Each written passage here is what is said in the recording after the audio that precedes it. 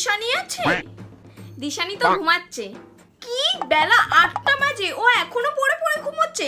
আমি তো 4টা বাজলে আর বিছানায় থাকতে পারি না, গাটা উসপিস উসপিস করে।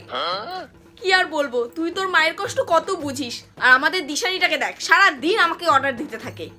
আরে আন্টি দিন, আমিই করে দিচ্ছি। আরে মনা ছাড়, আমি করে নেব। আমার মায়ের সব কাজ তো আমিই করে দিই। কি তাই? আমি তো সব টাইম করেই করি, না হলে কি করে করব বলো? সন্ধ্যা 6টায় পড়তে বসলে মাত্র ভোর 5টা অবধিই পড়তে পারি, তারপর তো আবার 6টার দিকে রান্নাও কমপ্লিট করতে হয়। আর তুমি তো জানো মায়ের শরীরটা ভালো না, তাই আমাকেই রান্নাটা করতে হয়।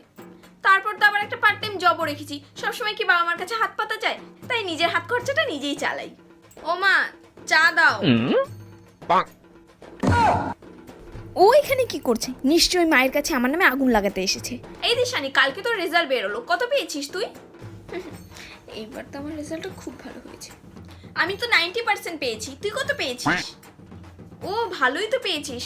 আমি তো পড়ার টাইমই পাই না, আমার রেজাল্টটা এবার খুব খারাপ হয়েছে। 98% পেয়েছি, মা তো আমাকে খুব বকেছে। আচ্ছা আন্টি, আমার টিউশন পড়ানোর টাইম হয়ে গেছে, চলি।